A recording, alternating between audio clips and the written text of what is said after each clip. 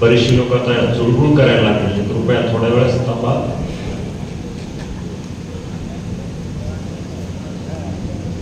आपल्या सगळ्यांना माहिती आहे, लवकरच पंचायत समिती, जिल्हा परिषद, नगरपंचायती, नगरपालिका या निवडणुका होऊ घातलेल्या. या सगळ्या निवडणुकीच्या पार्श्वभूमीवर आदरणीय वळसे पाटील असेल, मी असेल आणि तालुक्यातले काही पदाधिकारी आम्ही एक दिवस बसून ठरवलं, निवडणुका होतील तेव्हा होतील, आपण संपूर्ण तालुक्यातल्या पंचायत समिती गणामध्ये गाव टू गाव फिरायचं, लोकांच्या गाव भेटी घ्यायची. त्याप्रमाणे गेल्या 10-12 दिवसापासून आम्ही सुरुवात केली. पेठ घोडेगाव मतदारसंघ झाला, नेरकुडसर पारगाव मतदारसंघ झाला, कळंब चांडोई मतदारसंघ झाला आणि जवळजवळ बाकीच्या 39 गावांमधला दुसरा रांजणगाव गट झाला. आणि हे सगळं करत असताना हा राष्ट्रवादी काँग्रेस पक्षाचा तिसरा मेळावा आहे आणि तो सुद्धा मोठ्या संख्येनं आपण सर्वजण उपस्थित आहोत. पहिला मेळावा जीवनमंगल कार्यालयामध्ये राष्ट्रवादी काँग्रेसचा तालुका आंबेगाव तालुक्याचा झाला. नंतर कवठे एमआय मध्ये तुडुंब गर्दीमध्ये 39 गावातील राष्ट्रवादी काँग्रेस कार्यकर्त्यांचा मेळावा. आणि मग आम्ही ठरवलं की आंबेगाव तालुक्यातील राष्ट्रवादी काँग्रेसचे युवक कार्यकर्ते आणि युवती यांचा या ठिकाणी मेळावा आहे. आणि इतक्या मोठ्या संख्येनं आपण सगळेजण उपस्थित झाला आणि गेल्या 15 दिवसापासून तालुका फिरतोय. आणि एकंदरीत सगळं वातावरण जर पाहिलं तर लोकसभेच्या निवडणुकीमध्ये, विधानसभेच्या निवडणुकीमध्ये आणि आताच्या निवडणुकीमध्ये खूप मोठा फरक आपल्याला बघायला मिळतो. प्रत्येक निवडणुकीमध्ये वेगवेगळं राजकारण, वेगवेगळी परिस्थिती, वेगवेगळे मुद्दे असतात. लोकसभेमध्ये देशाच्या पातळीवर वेगवेगळे मुद्दे काढण्यात आले, त्याचा परिणाम महाराष्ट्राच्या निवडणुकांवर झाला. आमच्या आदिवासी बांधवांना फसवण्यात आलं, आमच्या अल्पसंख्याक बांधवांना सुद्धा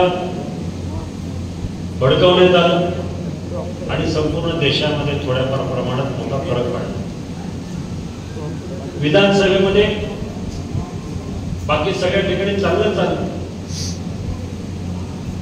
पण आपल्या तालुक्यामध्ये काही युवकांची माती भडकवण्यात आली, एक खोटा नेरेटिव्ह पसरवण्यात आला संपूर्ण तालुक्यामध्ये, विधानसभा मतदारसंघामध्ये, आणि त्याचा बळी आम्ही सगळे पडलो. महाराष्ट्रामध्ये मोजकेच असे काही लोकप्रतिनिधी आहेत की 7 वेळा निवडून आले तर 8 वेळा निवडून आले. परंतु या सगळ्यांच्या मध्ये जर आपण पाहिलं, आपल्या तालुक्याचं नेतृत्व उजवं आहे. विधान मंडळातील कामकाज असेल, विकास कामाची धमक असेल आणि आपल्या कार्यकर्त्यांना, तालुक्याला आणि महाराष्ट्राला विचार देण्याची ताकद असेल, हे सगळे गुण आपल्या नेतृत्वामध्ये असताना सुद्धा आम्हाला खूप मोठा फटका बसला, तो या विधानसभेच्या निवडणुकीत. आणि मग आम्ही मुद्दे मांडले की ठीक आहे, आपण सगळे मेळावे घेतो, बैठका घेतो, जाहीर सभा घेतो, परंतु मला या माझ्या पक्षामध्ये कुठेतरी युवकांची कमतरता वाटते. मी पूर्वी ज्या पक्षात काम करत होतो त्या ठिकाणी युवकच जास्त असायचे, ज्येष्ठ मंडळी कमी असायची. आणि या पक्षामध्ये तसं बघायला गेलं तर युवकांची संख्या आहे, पण ते पुढे येत नव्हते. आज वैभव मुंडे यांना आम्ही दोघांनी सांगितलं, त्याप्रमाणे सूचना दिल्यानंतर युवकांची बांधणी करायला या तालुक्यामध्ये सुरुवात झाली. आता युवकांची बांधणी म्हणजे नक्की काय? युवकांचा वापर फक्त निवडणुकीमध्ये प्रचारापुरताच करायचा. पूर्वताई असेल, सध्याताई असेल, त्यांचे मुद्दे मांडले, युवकांचे प्रश्न खऱ्या अर्थानं युवकांच्या प्रश्नासाठी मूलभूत प्रश्नांना जर हात घालण्याचं काम कुठं केलं असेल तर आदरणीय वळसे पाटलांनी आणि मी सुद्धा काही प्रमाणामध्ये या तालुक्यामध्ये या परिसरात केलं. प्रत्येक गोष्टीचं जर आपण विश्लेषण केलं तर तालुक्यामध्ये ज्या ज्या काही गोष्टी घडल्या त्या युवकांना समोर धरूनच केल्या. इतक्या मोठ्या युवक इंजिनिअरिंग कॉलेज असेल, पॉलिटेक्निक असेल, आज हजारो विद्यार्थी त्या संस्थेतून शिक्षण घेऊन बाहेर पडतात, स्वतःच्या पायावर उभे राहतात, व्यवसाय उभे करतात. ते खरं काही नसून ते फक्त युवकांचं काम आहे. युवकांना संधी देण्याचं काम त्या कॉलेजच्या माध्यमातून. अनेक नोकरीच्या संधी आपण उपलब्ध करून दिल्या गेल्या 20-25 वर्षात. भीमाशंकर सहकारी साखर कारखाना असेल, शरद बँक असेल, मार्केट कमिटी असेल, माझी भैरवनाथ पतसंस्था असेल, जी आज 1,500 कोटीच्या आसपासचा टर्नओव्हर आहे. शिक्षण संस्था असेल, माझी सुद्धा शिक्षण संस्था मोठी. या सगळ्या ठिकाणी युवकांना नोकरी देण्याचं किंवा संधी देण्याचं काम केलं. मला अभिमान आहे. मी जरी ग्रामीण भागातला असलो तर माझी IT कंपनी आहे.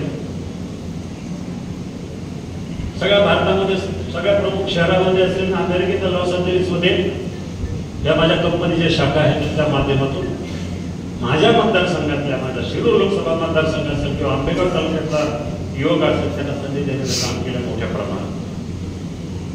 पण मग आता कधी कधी विचार पडतो, 35 वर्ष एवढा नियोजनबद्ध पद्धतीनं विकास करत असताना आम्हाला या लोकसभा आणि विधानसभा निवडणुकीला अपयश का? आम्ही सगळे बघतो. भाषणामध्ये मी सगळ्यांची भाषणं बारकाईने ऐकत होतो. साहेबांची स्तुती आपण सगळेजण करतो. पण नक्की या निवडणुकीमध्ये काय झालं? तुम्हाला सगळ्यांना माहिती आहे, विकास पुरुष आहे, बाल्य विकास आहे, सगळं आहे. पण ह्या दोन्ही निवडणुकीमध्ये जे आपल्याला शिकायला मिळालं, जे या तालुक्याला शिकायला मिळालं, ही खूप मोठी शिकवण आपल्याला मिळाली. लोकसभेला पहिल्या निवडणुकीमध्ये माझा पराभव झाला. मला वाटलं तर ठीक आहे, काही हरकत नाही. या पराभवातून मला काहीतरी शिकायला मिळेल. मी अजून लोकांमध्ये जायला लागलो. मतदारसंघ खूप मोठा आहे माझा. अगदी कात्रज पासून ब्राह्मणवाडा ओतूरच्या पुढं एवढा मोठा विस्तीर्ण मतदारसंघ. त्या मतदारसंघाचं क्षेत्रफळ जवळजवळ 5,000-5,500 स्क्वेअर किलोमीटर आहे. आणि त्या मतदारसंघातल्या प्रत्येक वाड्या वस्त्यावर गेले 25-30 वर्ष प्रवास करतोय. पायी फिरलो, कुठं वाडी वस्ती गेली, कुठं वाडा सोडला नाही. पण ह्यावेळेला चित्र वेगळं होतं. 5 वर्ष काम केल्यानंतर मोठ्या प्रमाणात निधी आणला. एकनाथ शिंदे साहेबांच्या माध्यमातून जवळ 1,000 कोटी रुपयाचा निधी फक्त 2 वर्षामध्ये मला या शिरूर लोकसभा मतदारसंघासाठी मिळाला. पण एवढं सगळं करूनही कुठेतरी खोटा फेक नेरेटिव्ह पसरवल्यामुळं पराभव झाला. त्याचं नुकसान माझं नाही झालं. मी माझ्या परीने माझ्या संस्थेत, माझ्या कंपनी, पक्ष आहे, पक्षाचं काम करतो, सगळ्या गोष्टी करतो. पण नुकसान झालं मतदारसंघाचं. गेले 15 वर्षापासून मी जे पुणे नाशिक रेल्वे हा माझा प्रकल्प मी स्वतः समजत होतो. 15 वर्ष त्याचा पाठपुरावा केला, तो शेवटपर्यंत आणला. आणि ऐन वेळेला जेव्हा माझी मंजुरी मिळायची त्यावेळेला माझा पराभव झाला.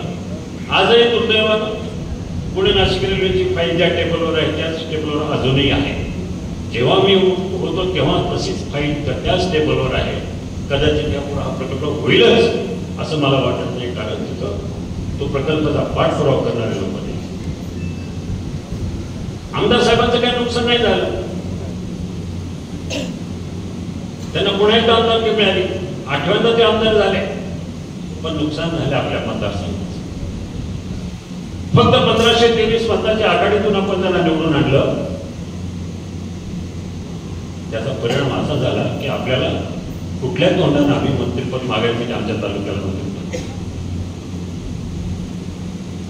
आणि दुर्दैवानं आमच्या तालुक्याचं मंत्रिपद उठलं. आपल्या तालुक्याचा मोठ्या प्रमाणात विकास होणार होता, तो विकास होतोच आहे.